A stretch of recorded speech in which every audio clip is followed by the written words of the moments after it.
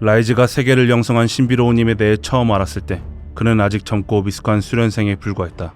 라이즈의 스승인 마법사 헬리아의 타이러스는 고대에서부터 존재했던 어느 결사단의 일원으로 룬테라에서 가장 위험한 유물을 모아서 수호하는 일을 사명으로 삼고 있었다. 그러던 어느 날 라이즈는 스승이 목소리를 한껏 낮춘 채 다른 마법사와 나누는 대화를 우연히 듣게 되었다. 두 사람은 세계룬이라는 것을 두고 논의를 벌이고 있었다. 라이즈가 듣고 있음을 알아차리자 타이러스는 곧바로 대화를 끊어버리고 언제나 몸에서 떼놓지 않는 두루마리를 황급히 움켜쥐었다. 결사단이 최선을 다했음에도 불구하고 세계룬에 대한 소문이 퍼져나가기 시작했다. 세계룬이 어떤 의미에서 중요한지, 그 안에 든 순수한 힘이 얼마나 중대한 것인지를 이해하는 사람은 극히 드물었다. 대신 대부분은 세계룬을 경쟁자를 제거할 무기로 바라볼 뿐이었다. 라이즈와 타이러스는 발로란을 돌아다니며 수많은 부족들을 만나 세계룬에 대한 공포심을 누그러뜨리고 그 누구의 손에도 들어가서는 안 될 유물임을 알리기 위해 노력했다. 하지만 시간이 흐를수록 사람들을 설득시키는 일은 어려워지기만 했다. 라이즈는 스승 타이러스가 어딘가 불안해하는 것을 느꼈다. 그리고 마침내 라이즈의 고향 녹시에서 첫 번째 재앙이 일어나고 말았다. 이는 훗날 룬전쟁으로 불리게 되는 격동의 전투였다. 두 개의 국가가 서로 대립했고 긴장은 점점 고조되었다. 타이러스는 크옴이라는 마을에서 두 나라의 지도자를 만나 협상하려 했지만 분쟁은 이미 중재할 수 없을 정도로 거대해져 있었다. 결국 전쟁이 발발했고 라이즈와 타이러스는 근처 산악지대로 몸을 피할 수밖에 없었다. 그리고 두 사람은 세계룬의 엄청난 파괴력을 직접 마주하였다. 땅이 갈라졌고 단단한 안반이 헛구역질하듯 끄끄 소리를 냈다. 하늘은 치명상을 입기라도 한 듯 뒤틀렸다. 두 국가의 군대가 대치하고 있던 협곡을 돌아본 순간 두 사람은 정신이 빠져나갈 듯한 고통을 경험했다. 세계룬의 파괴력은 이 세상 모든 물리 법칙을 무시했다. 수많은 건물과 사람들이 한꺼번에 사라졌고 동쪽으로 하루를 꼬박가야 볼 수 있었던 바다가 순식간에 밀려들어왔다. 세계룬의 힘이 이 세상을 찢어 거대한 구멍을 만든 것이다. 라이즈는 무릎을 꿇고 바다가 된 구멍을 멍하니 바라보았다. 자신의 고향이었던 마을도, 아니 그 무엇도 남아있지 않았다. 이후 전쟁의 불길은 룬테라 전역으로 빠르게 번져나갔다. 라이즈는 어쩔 수 없이 전쟁에 참여했고 대의를 위해 자신의 힘을 사용했다. 하지만 타이러스는 라이즈를 타일렀다. 두 사람은 다른 이들을 이끌어 평화의 길로 안내야만 하고 모든 것이 끝났을 때 이 세상에 남아있는 것이 있기를 기도해야 한다고 말이다. 두 사람은 세계론을 가지고 있는 사람을 만날 때마다 자제해달라고 부탁했다. 다행히 많은 사람들이 룬테라가 멸망할 수 있다는 위험 앞에서는 크게 동요했다.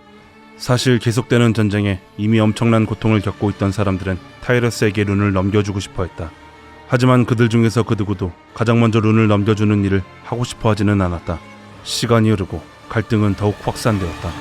그리고 라이즈는 스승 타이러스가 점점 무언가 다른 일에 신경 쓰고 있음을 알아차렸다. 타이러스는 고위 지도층이나 대마법사들과 비밀스러운 회동을 가질 때면 반드시 라이즈에게 별로 중요해 보이지 않는 임무를 맡겨 멀리 보내버렸다. 그런 임무를 마치고 돌아오기까지는 몇 주가 걸리기 일쑤였다. 결국 라이즈는 타이러스의 지시를 거부하기로 마음먹었고 곧 무서운 사실을 알게 되었다. 스승 타이러스가 세계룬을 하나도 아니고 두 개나 몰래 가지고 있다는 사실을. 제자에게 비밀을 들킨 타이러스는 불같이 화를 냈다. 그는 세계룬을 사용하는 평범한 인간들이 스스로 이해하지 못할 힘을 가지고 장난치는 무모한 아이들과 같다고 말했다.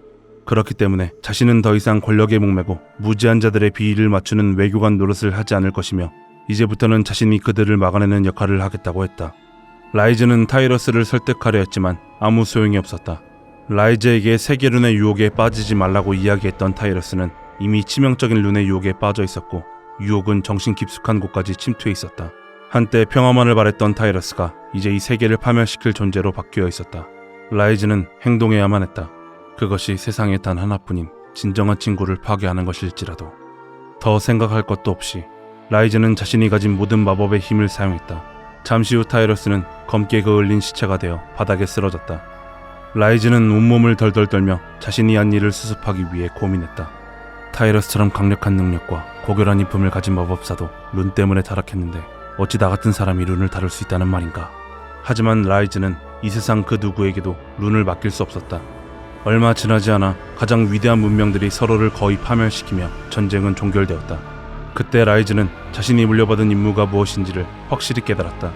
세계룬을 안전하게 지키지 못한다면 룬테라는 반드시 멸망하게 될 것이다. 그 사실을 안다는 것은 오롯이 혼자 짊어져야 하는 짐이었다. 그날부터 라이즈는 마지막 남은 룬을 찾아 세계를 샅샅이 뒤지고 있다. 룬에 깃들어 있는 강력한 힘이 약속한 바를 계속 거부하고 호기심과 탐욕으로 가득한 눈을 피해 그 누구도 알지 못하는 장소에 룬을 봉인하기로 결정했다. 라이즈는 룬의 힘에 노출되어 수명이 비정상적으로 길어졌지만 휴식할 시간 따위는 없었다. 세계 룬에 대한 소문이 또다시 룬테라에 떠돌기 때문이었다. 그리고 룬테라 사람들은 세계 룬을 멋대로 사용했다가 어떤 대가를 치렀는지 까맣게 잊어버린 듯하다.